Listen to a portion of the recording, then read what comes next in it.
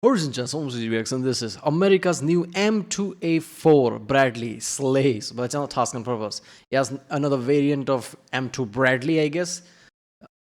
America's just like constantly throwing out new and new variants of things, which is like awesome, right? There was a time when I thought, like, why is America not making newer tank, like replacing the tank, right? And also something like infantry vehicle. But then I realized, why would they do that? They already have something great, and they can just update it like this. So I don't know what's new going to be in this one, but it's going to be fun. It's from Task and Purpose. Great channel for things like this. So yeah, let's watch it.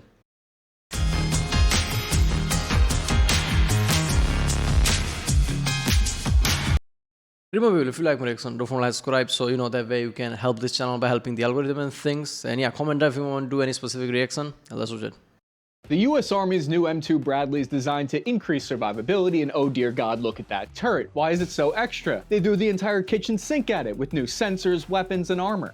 There's barely enough room up there for a cannon anymore. That turret needs to chill out. So what new capabilities did the Pentagon just cram up there? And how are they in response to some of the modern lessons learned in combat? As of 2024, the US Army has 2,500 Bradley infantry fighting vehicles of all variants that are in operational service, with an extra 2,800 chilling, lying around in storage. The US Army has enough Bradleys in warehouses to arm several small countries several times over. The current plan is to upgrade 700 of them to the new M2A4 version by 2029. According to the Congressional Budget Research document, the average age of these Bradleys is about 10.2 years old. And just how different is the M2A4 Bradley from the older versions? It's basically an entirely different vehicle, so don't dead name it. First of all, the new hull is larger and thicker on the bottom to counter landmines. The vehicle is also 7 inches higher from the ground, so troops don't slam into the ceiling and break their necks if they hit a landmine. The larger hull increased the amount of Bradley reactive armor tiles they could add for protection. However, all these modifications came with a downside. They started to add a lot of serious weight. So in its glow up, it's gone from about 25 tons to 40 tons today. With the added weight, the Bradley started 40 tons, that's tank basically. Well, not the modern tank, which is like 60, 80 tons, but tank nonetheless, right? I mean, IF is supposed to be like nimble and fast. To slow down as a consequence, losing about 10 kilometers per hour of max speed. So it was cruising at 56 kilometers per hour and was starting to sag lower to the ground. This might not sound like a big deal, but we have to remember the Bradley's designed to operate alongside the Abrams main battle tank while it chugs along at 68 kilometers. Yeah, and it's not about speed because it's being nimble as well, right? How fast it turns and can like change directions per hour. First, I want to tell you about the brand that made this video possible, Fishing Clash. Fishing Clash is not just a mobile game, it's a highly realistic fishing simulator designed for people who are crazy about fishing and the great outdoors. More than a simple I will go to original video page link from description and support this channel. Steps that you see on screen. Again, make sure to use the code CAPPYARMY. To the point of mobility, take a look at this video here. It shows the completely new heavyweight torsion bars, lightweight tracks, with new shock absorbers. This allows the Bradley to pull off parking lot donuts like you see in this video here. It's very nimble and quick. One of its main advantages is its maneuverability. That's why the A4 version received a 675 horsepower 8-cylinder diesel engine and hydraulic transmission overhaul. It's a big step up from the original 500 horsepower engine that it got back in the 80s. All of that is to say, it's now with the A4 version regained all of that lost speed. If you watch Funker 530 videos, you're probably familiar with how frequently there are fires inside vehicles that get hit.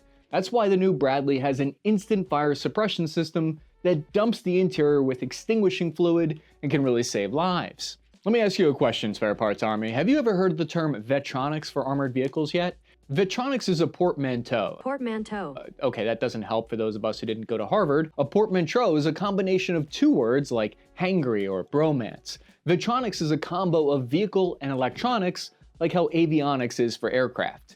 It might not be sexy like a missile, but you'll appreciate the new Bradley's Vetronics when it automatically acquires targets and passes that information along to your entire battalion so you can send mutual hate on target. The other problem the Bradley was starting to face was limitations to the amount of electricity it could output and produce. According to this 2018 Pentagon report that we dug up, the M2A4 Bradley was tested with an Iron Fist active protection system on it. There were problems with the Iron Fist outside the obvious ones with the choice of name. It originally showed several problems, including, quote, inconsistent capability to intercept threats, counter munitions dudding and power failure to launch, low interception rate countering just 50% of incoming threats. Essentially, the interceptor munition wouldn't protect or shield the vehicle like it was meant to. It goes on to state, quote, the fielded Bradley A3 does not generate sufficient power to operate the active protection system. If that sounds lame, remember the Bradleys hadn't gotten a full overhaul like this since all the way back in 2002. So the old one was the Bradley, and this is the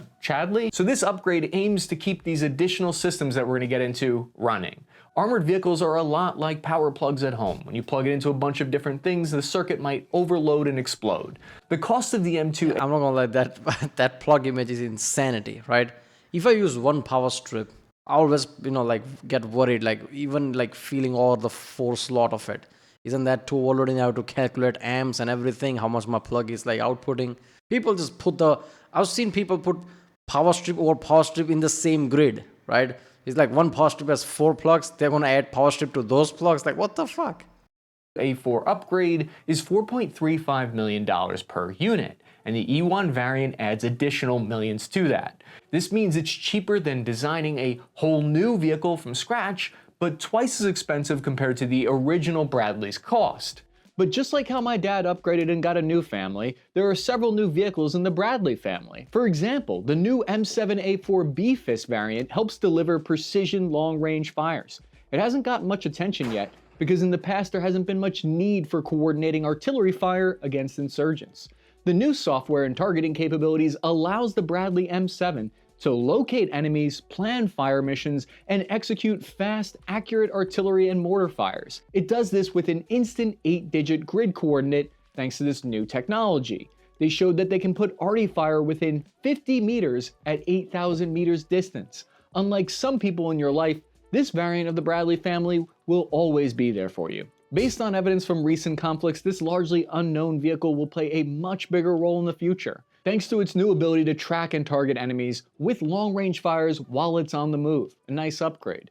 The M7 variant are being used on the front lines in Ukraine already, and my understanding is that instead of the tow missile on the side there, that's actually a giant laser target designator that sends data to nearby artillery units. Thanks to the new engine, the M2A4E1 subvariant has finally installed the Iron Fist active protection system by Israel's Elbit Systems. That's the system that makes the turret look like the Pentagon used an AI image generator with the prompt turret-on-turret porn. Why is this system necessary? Over the past year, the old versions of the Bradley have seen intense action in Ukraine, where it's helped to repel waves of Russian assaults. Videos have shown it knocking out Russian tanks with its tow launcher and even its HE 25mm rounds to blind tank sensors. We've observed the older versions of the Bradley destroying. Yeah, but tow launchers were already like overpowered because they have like bigger range than any known tank, right? Russian MLTBs and BTRs. The vehicle's high explosive rounds have been used as anti-personnel rounds to suppress Russian troops in tree lines.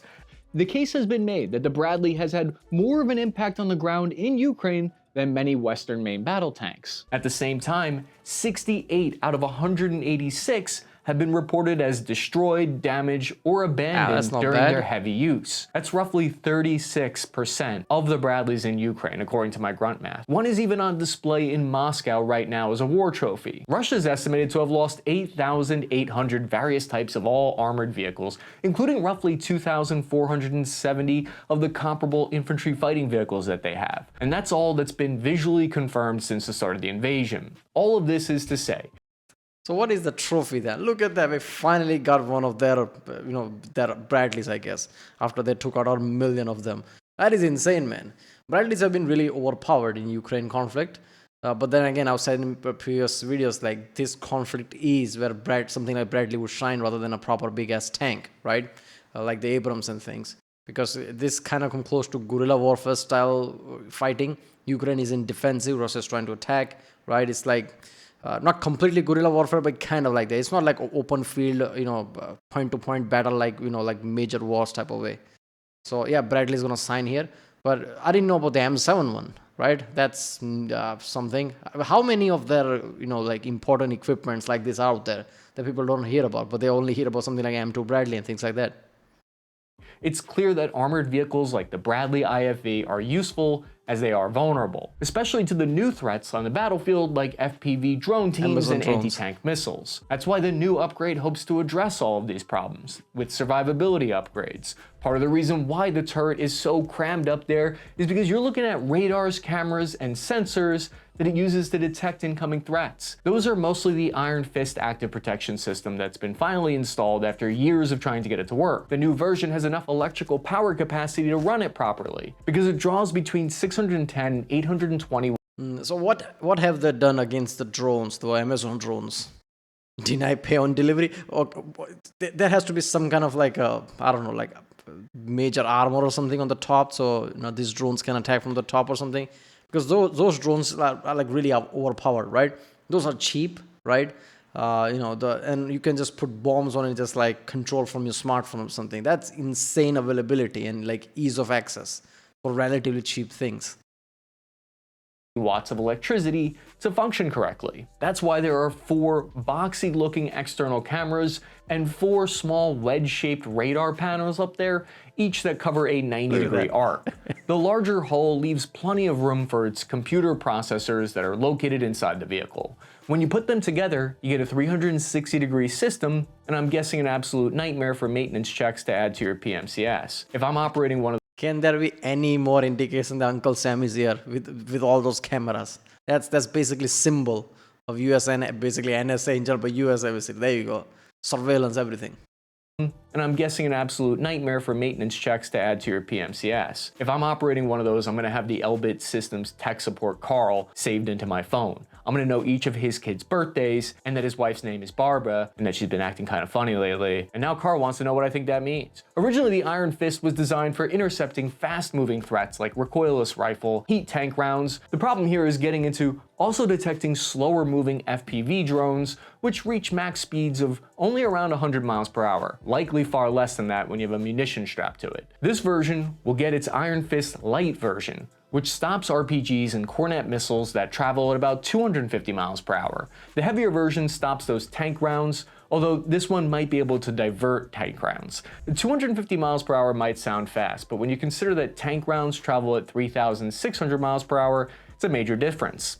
When it detects an incoming threat, it then launches a small blast warhead that detonates at a precisely calculated time, which produces a shockwave that diverts the threat. Let's have a moment of silence for all the Bradley mechanics out there in the motor pool who are spending untold hours modifying these vehicles. The Iron Fist can spot enemy drones from up to a mile away and knock them out. We're talking about precision down to 300 to 350 milliseconds. Typically, blinking takes about 300 to 400 milliseconds. I didn't know that off the top of my head, I had to Google that. It's preloaded on 2 small rotating turrets on the Bradley turret, so it can take on 2 incoming attacks at the same time, or up to 4 in quick succession before it's out of shots. It's turrets all the way down here. Wait, doesn't it look kind of familiar? I've seen that somewhere before. Oh. Yep, that's where. You're probably already familiar with the lower tech solutions to address this problem, like we've been seeing the turtle tanks from Russia. But before we laugh at that solution, we have to ask if it might actually offer just as good odds of working. It's also still unclear if the high elevation angle of the Iron Fist means that it can do full vertical engagement. That's usually a blind spot on active protection systems. According to this 2022 Department of Defense test, the new trophy system on the M2A4 Bradley has a more effective rate. However, a quote from the test states Iron Fist continues to face effective deficiencies. It's possible that it's been improved since the original test. I mean, it adds about 1,500 pounds in weight, or 3/4 of a ton, so it better be worth it.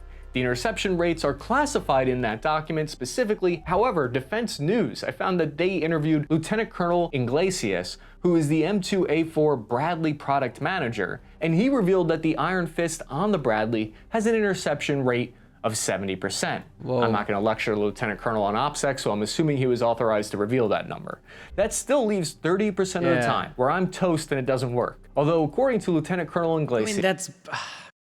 You only need one shot to attack, properly damage a tank with the proper ammunition. 30% is fucked up, right? 70% is good, but 30% is just like large enough an issue, right? I don't know, man. Wait a minute, what about those turtle tanks from Russia? Did somebody made a video about it? I miss it? That's insane. From his interview in Defense News, he said, quote, "We fired a lot more shots. We made it so a good amount of those shots were in what we call an operationally relevant environment, where you have other things operating. We go into areas where there are buildings and other vehicles in the area." So they ran it through the gauntlet. They took the kids' gloves off for the tests, according to the Army. We've seen how technology has delayed updates to the vehicle before, like when the 6 batteries in the turret overheated and discharged toxic fumes straight into the turret and the crew compartment. That might have been a safety hazard, I don't know. Those issues were later fixed, but it goes to show the type of technology issues that you can run into when you're trying to innovate. The Department of Defense tests of the Iron Fist also revealed some feedback from the regular old troops who were on the Bradley. They said it would be better if you could turn it into standby mode so it wouldn't fire while troops were out of the vehicle getting in or out of the hull. Because if you're standing outside the vehicle when that goes off, there's going to be shrapnel everywhere. Personally, I think it's kind of funny to hear that it took a soldier to point that out and say that, hey, don't let this thing blow us up when we're outside, that occurred to Everybody just, this is a brilliant system, right? Just shoot it, it's just anti-missile thing, right? Tanks always going to be moved because soldiers are always in the tanks. I'm like, yeah, we do exit and enter, so during that time, don't do that. Like, oh yeah, that's right. There are humans involved. to 0 of the engineers, that means. They went on to say that it would also be nice to know if there was a near miss and the location of where that shot came from. But there are other ways for the Bradley to stop drones. The new version will have radio jammers, although we don't know how effective that'll be against drones. We know that they worked well against IEDs in Iraq. On my Striker, the front of the vehicle in Iraq, we had an electronic warfare systems that would prevent cell phones from being dialed. I just realized we probably shut off cell service for a lot of people when we were driving around the AO. However, the problem with jammers is that they're active. Right? So you IED goes off, people die, versus somebody can't phone for some stupid shit at home or something. There you go. Or to the friend. Are you free afternoon? Should we go to this and that? Yeah, that's not important.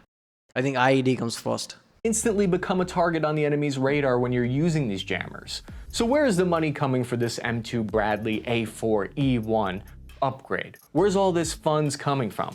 The funding is actually coming from the money to replace the older units sent to Ukraine.